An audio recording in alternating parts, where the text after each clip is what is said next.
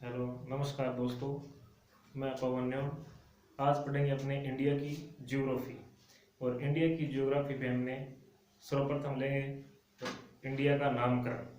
तो अपने इंडिया का नामकरण पढ़ते हैं। नामकरण आता है अपने इंडिया के सामान्य परिचय में।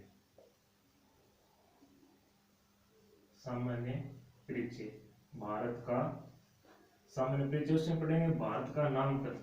देखो अलग अलग टाइम में भारत के अलग अलग नाम रहे हैं, तो उनके बारे में अपने चर्चा करेंगे। किस टाइम में भारत को किस नाम से संबोधित किया गया था, तो उसका एक क्रम लेते हैं। जैसे अपनी जो सभ्यता शुरू हुई थी उसी से लेते हैं। जैसे अपनी पहली सभ्यता थी सिंधु घाटी सभ्यता, उसके बाद में आई थी अपने वैदिक सभ्यता, वैदिक के बाद में महाजनपद काल।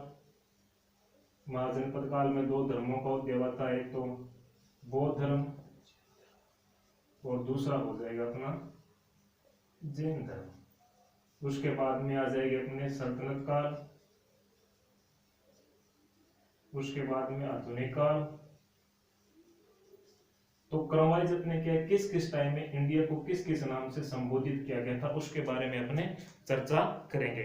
तो पहले देखते हैं अपने सिंधु काल में, यानी जो सिंधु घाटी सभ्यता काल थी उस काल में अपने भारत का नाम क्या था।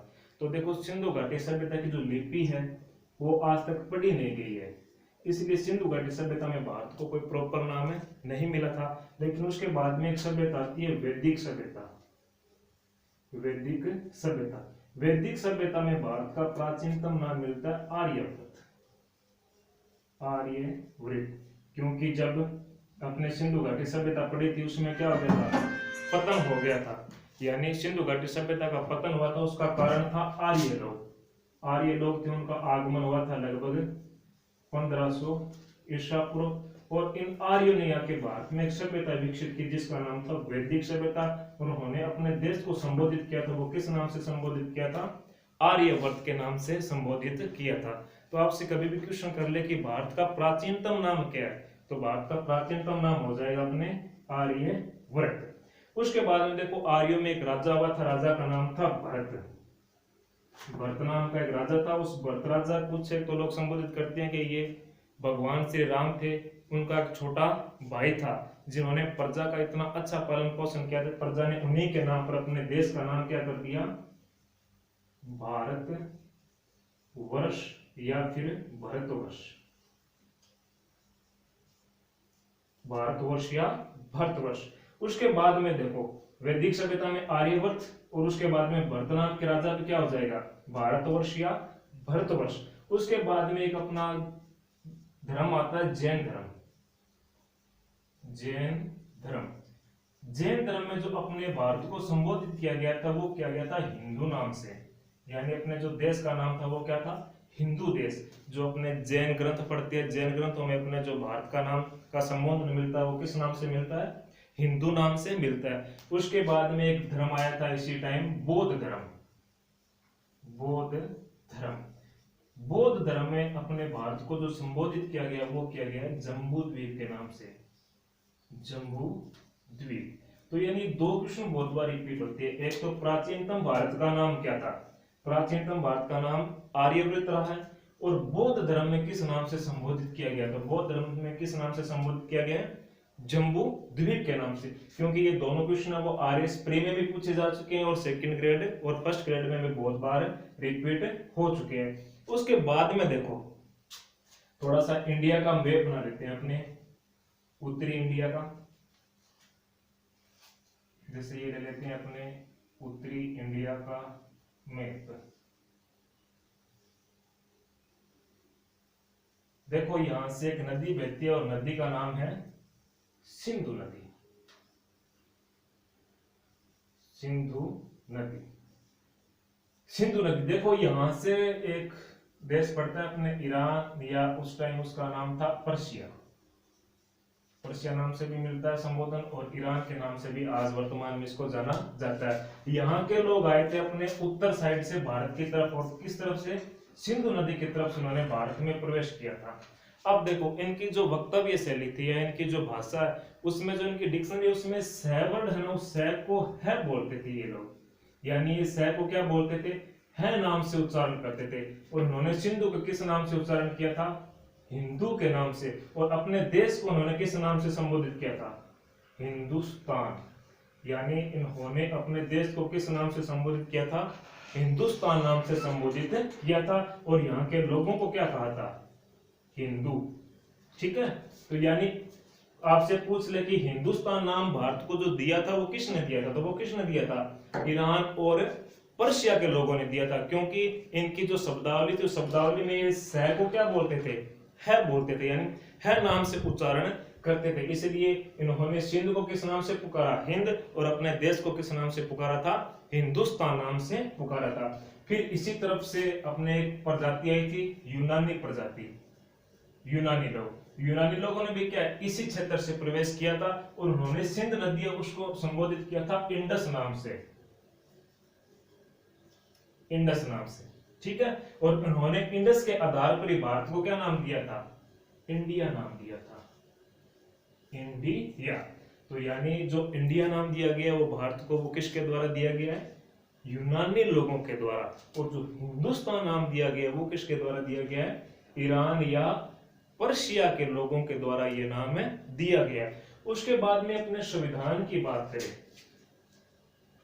संविधान, हमारे संविधान में हमारे देश का क्या नाम मिलता है? तो संविधान में हमारे देश का क्या नाम मिलता है? ये क्वेश्चन आया था एक बार अपने रेलवे डी ग्रुप में। उसमें पूछा गया था कि अपने संविधान में या भारतीय संविधान में भारत को किस नाम से संबोधित किया गया? उसमें 3-4 ऑप्शन थे, जैसे A option Bharat, B option India, C option Hindustan, D option A plus B. तो ये आपका क्या आइडिया है कि अपने संविधान में क्या नाम मिलता है? भारत मिलता है, इंडिया मिलता है, हिंदुस्तान मिलता है, या फिर ए प्लस बी? तो देखो हमारे संविधान का पहला भाग है, और पहला भाग है उसमें है देश और राज्य प्लस केंद्र शासित प्रदेश, इनके नाम मिलते हैं, यानी संघ और राज्य। पहला भाग है, पहले भाग में अपने देश, राज्य और केंद्र शासित प्रदेश है, इनका नाम मिलता है। और वो भी मिलता है भाग ए के अनुच्छेद 1 में। अनुच्छेद 1 में, तो अनुच्छेद 1 में हमारे देश को किस नाम से संबोधित किया गया है? तो अपने संविधान के भाग 1 के अनुच्छेद 1 में जो अपने देश का नाम मिलता है वो मिलता है India, that is Bharat. India that is Bharat. Bharat क्या है? इंडिया है, या इंडिया क्या है? भारत है। तो अपने संविधान में, भारतीय संविधान में जो हमारे देश है उसका जो नाम मिलता है वो क्या मिलता है? इंडिया भी मिलता है और भारत भी मिलता है। तो अपने देश के संविधान में 2 नाम है, भारत भी है और इंडिया भी। तो इसका जो आंसर आता वो क्या रहा था? ए प्लस बी, इंडिया और भारत। तो ये है अपने भारत के नामकरण की कहानी। एक बार दोबारा दोहरा लेते हैं कि किस किस टाइम में किस नाम से संबोधित किया गया था। जैसे आपसे पूछ ले कि भारत का प्राचीनतम नाम क्या है, सीधा सीधा क्वेश्चन आ जाता है कि भारत का प्राचीनतम नाम क्या है? तो भारत का जो प्राचीनतम नाम है वो क्या हो जाएगा? आर्यवर्त हो जाएगा। उसके बाद में राजा भरत के नाम पर क्या पड़ा था? भरतवर्ष या भारतवर्ष। उसके बाद में अपना एक धर्म है जैन धर्म। जैन धर्म में जो अपने देश का नाम मिलता है वो क्या मिलता है? हिंदू राष्ट्र, हिंदू राष्ट्र। उसके बाद में एक धर्म है अपना बौद्ध धर्म। बौद्ध धर्म में जो नाम मिलता है वो क्या मिलता है? जम्बू द्वीप, जम्बू द्वीप। उसके बाद में ईरान या पर्शिया के लोगों ने, ईरान या पर्शिया के लोगों ने किस नाम से संबोधित किया? तो वो किस नाम से संबोधित किया था? हिंदुस्तान नाम से, क्योंकि ये लोग वो शहर को क्या बोलते थे? है बोलते थे। उसके बाद में यूनानी लोगों ने भारत को किस नाम से संबोधित किया था? इंडिया नाम से संबोधित किया था। उसके बाद में अपने संविधान की बात करें, अपने संविधान में क्या नाम मिलता है? India, that is Bharat. तो संविधान में अपने देश के कितने नाम मिलते हैं? 2 नाम मिलते हैं, इंडिया, दैट इज भारत। तो दोस्तों ये है अपने भारत के नामकरण की कहानी की भारत का किस टाइम में क्या नाम रहा है। अगर आपसे क्वेश्चन पूछ ले कि भारत को संवैधानिक रूप से भारत और इंडिया नाम है उसकी मान्यता कब मिली थी, तब आपका क्या आंसर रहेगा? यानी हमारे संविधान में भारत को संवैधानिक रूप से जो नाम की मान्यता मिली थी वो कब मिली थी, इसका आंसर मैं आपसे चाहूंगा आप कमेंट में जरूर दें। धन्यवाद दोस्तों, शुभ दिनों।